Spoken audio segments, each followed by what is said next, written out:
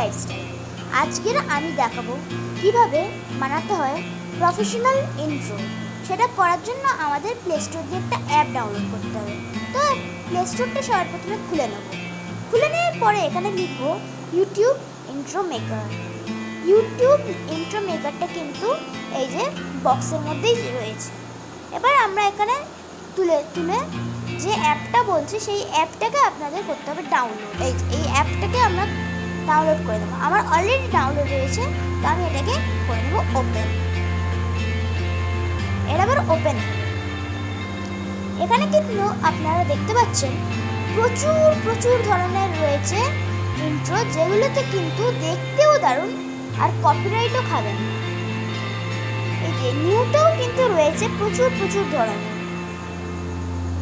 2Dটাও রয়েছে। 2Dটা একটুখানি অন্যরকম টাইপের রয়েছে, পুরোটাই কম্পিউটারে বানানো। আর 3Dটা তো দারুণ, একেবারে দারুণ, একেবারে ফ্যান্টাস্টিক জায়গাটা, খুবই দারুণ জায়গাটা। আর প্রচুর রয়েছে, যেটাতে আপনারা না কপিরাইট ক্লেম খাবেন না স্ট্রাইক খাবেন। তো আমার এই পছন্দের একটা হয়েছে, আমি সেটাকে করে নেবো ডাউনলোড। আগে ডাউনলোড করে আগে দেখে নিলাম। এবারে আমরা এটাকে ডাউনলোড টিপে দেবো। এটা আবার ডাউনলোড হবে।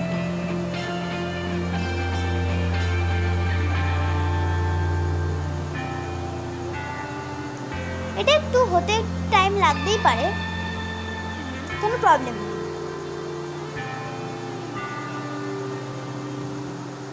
এবারে এটাকে ইউজ করে নেব। ইউজ করার পরে সবার প্রথম কাজ হচ্ছে আমাদের লোগোতে ক্লিক করা। লোগোতে ক্লিক করার পরে আমাদের লোগো অ্যাড করতে হবে। আমি অল ইমেজেসে গিয়ে এখান দিয়ে লোগোটা অ্যাড করে দেবো। আমার লোগো আমি নিজে দেব।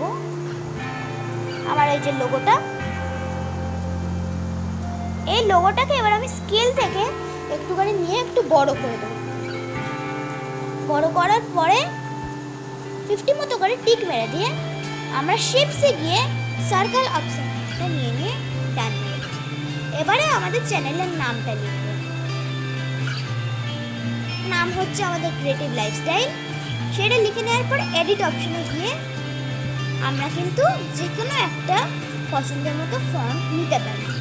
এখানে অনেক ধরনের রয়েছে, অনেকগুলো ডাউনলোড করা নেই, করতে হবে। এবার কালারে গিয়ে আমরা পছন্দ মতো কালার নিয়ে নেব। এই 3টে কালারের অপশন দিয়ে আমাদের আগে করে কালারটাকে বেছে নিতে হবে।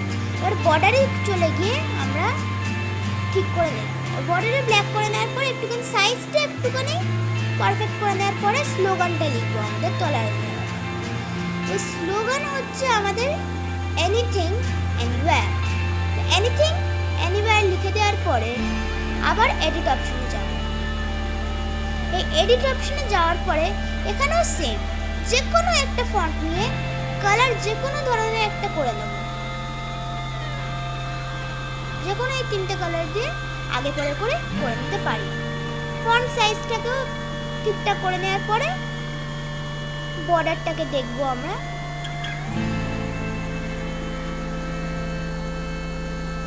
বর্ডারটা কিন্তু করলে একটা শ্যাডো এফেক্ট মতো লাগে।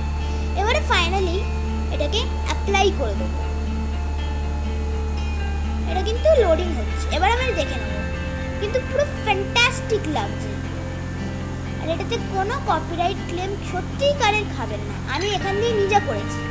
এক্সপোর্ট করে দেবো। এবার এখান দিয়ে করে দেবো সেভ।